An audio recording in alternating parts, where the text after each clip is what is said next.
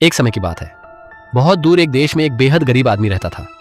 वह जंगल और मैदानों से जो मिलता उसी से अपना पेट भरता था। एक दिन वह खाने के लिए एक पक्षी पकड़ने गया। तभी उसके हाथ एक बेहद सुंदर कौवा लग गया। उसका रंग काला था और पंख तारों की तरह चमक रहे थे। गरीब आदमी उस कौवे को अपने घर ले आया। उसके बच्चे उसे देखकर बहुत खुश हुए। उन्होंने कौवे को एक पिंजरे में रखा और उसकी खूब देखभाल करने लगे। धीरे धीरे कौवा बड़ा होने लगा और इतना पालतू हो गया कि बच्चों के हाथ से खाना खाने लगा और पूरे कमरे में इधर उधर फुदकने लगा। एक दिन एक मुसाफिर वहां से गुजर रहा था। उसकी नजर कौवे पर पड़ी। उसने कौवे को हाथ में उठाकर उसके पंखों के नीचे देखा। कौवे के बाएं पंख के नीचे लिखा था, जो कोई इस पक्षी का कलेजा खाएगा वह राजा बन जाएगा। दाएं पंख के नीचे लिखा था, जो इसका दिल खाएगा उसे हर सुबह तकिए के नीचे 3 सोने के सिक्के मिलेंगे। मुसाफिर ने सोचा, राजा कौन नहीं बनना चाहेगा। उसने कौवे का कलेजा खाने का निश्चय कर लिया। गरीब आदमी ने भी पंखों के नीचे लिखी बातें देखी, लेकिन वह पढ़ना नहीं जानता था। उसने मुसाफिर से पूछा, इसमें क्या लिखा है। मुसाफिर ने झूठ बोलते हुए कहा, यह पक्षी 2 दिन में मर जाएगा, इसे अभी मारकर भून दो। मुझे कौवे का मांस पसंद है, बदले में मैं तुम्हें 1000 सोने के सिक्के दूंगा। मुसाफिर ने पैसे गरीब आदमी के सामने रख दिए।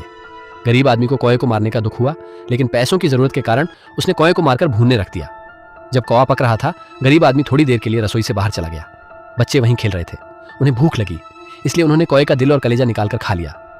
कुछ देर बाद गरीब आदमी ने कौवे का पका हुआ मांस मुसाफिर के सामने रख दिया। मुसाफिर ने मांस देखा और पूछा, इसका दिल कहाँ है और इसका कलेजा कहाँ है। लेकिन दिल और कलेजा तो बच्चे खा चुके थे। मुसाफिर बहुत गुस्सा हुआ। उसे समझ आ गया कि अब न तो वह राजा बन सकता है और न ही उसे सोने के सिक्के मिलने वाले हैं। वह गुस्से में बिना एक निवाला खाए वहां से चला गया। गरीब आदमी को बहुत दुख हुआ। उसने अपने दोनों बेटों से कहा, जब तक तुम मेरे पैसे वापस नहीं ला देते तब तक घर मत लौटना। दोनों लड़के चिंतित हुए, फिर भी पिता की बात मानकर पैसे लाने निकल पड़े। चलते चलते शाम हो गई। वे एक बड़े जंगल के किनारे पहुंचे और वहीं रात बिताई। अगली सुबह एक सैनिक वहां से गुजरा।